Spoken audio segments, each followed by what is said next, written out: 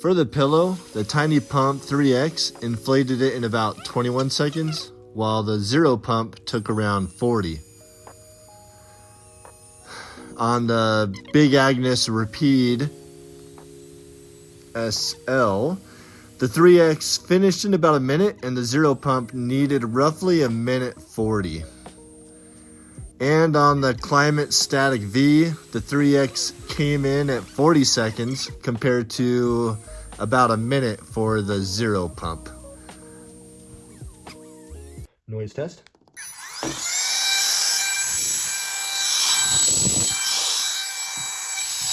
Noise test.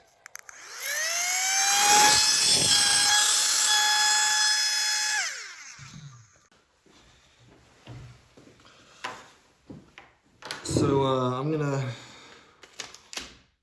compare these two products. So here we have the Flextail Tiny Pump, or Zero Pump, sorry. And then here we have the Flextail Tiny Pump 3x.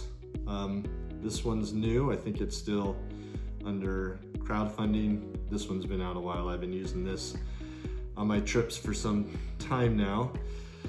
Give you positive and negative. So what I like about the old Flextail Zero Pump is that it's small. It's compact, as you saw in my comparisons. And what I don't like is that it has all these attachments. You know, they're just kind of all over the place for different sizes, and kind of annoying, although it does give you the variability if you need it for different sizes. I've also found that none of them on both of the models quite fit the Big Agnes pad that I have perfectly, so that's kind of frustrating. The other thing I don't like about this pump is to charge it, you have to open it and pull out the battery and plug in your cord to the battery itself, which took me a while to figure this out because there were no instructions. So that's another annoying thing. And also I found on my trips that this tends to discharge pretty easily. So you push it, and when you go to set up your pad, the battery's already drained because it's been running in your bag or on a trip. You can't hear it, whatever the reason is. It's not 100% reliable. This one, it's obviously bigger, a little bit heavier. I do like that it has a little hook for the lantern, and the lantern has a soft light, a white light, and then it gets actually pretty bright. So it's a very bright light. So I do like that it's a multi-purpose pump, and the recharging is on the outside, very simple to use. Then you have deflate and inflate sides. I don't like how this just easily unscrews, so maybe I was doing it wrong when I was trying to pump up the pads, but that's just a small annoying piece. It also doesn't come with neither of these come with a bag or a carrying case or nothing, so that's pretty annoying. I do like how these are smaller and it comes with a piece for getting in inner tubes or different inflatables that require you to have to get down inside to open that closed valve from the inside.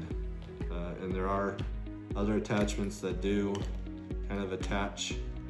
So this could go, doesn't quite fit the Big Agnes, which I was hoping. And this is a little kind of funky. It does fit, as you saw, some of those twist open valves. And if you can't see inside, but it's beveled, so it's got different degrees or lengths in there. So if you put it on, if there's different sizes of valves, you can stick it on there, and it's rubber, so it seals around it. a little funky. I did like how this one that I had, where'd it go? I think it's here. It fit perfectly on that twist valve. So a really nice seal around that twist valve. So I did like that. So those are my positives and negatives of this. I hope you enjoyed this comparison. This does pump up quicker, so I do enjoy that it's a much faster pump.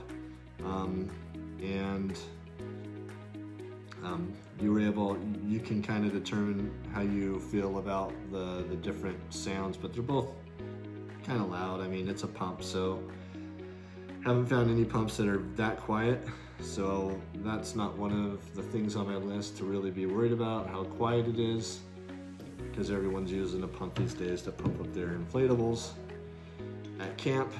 And if you're camping in a rural area and there's no one around, then it doesn't really matter and might keep the bears away. So anyway, this noise isn't an issue, but I do like how this pumps things up much more quickly. So hope you enjoyed that.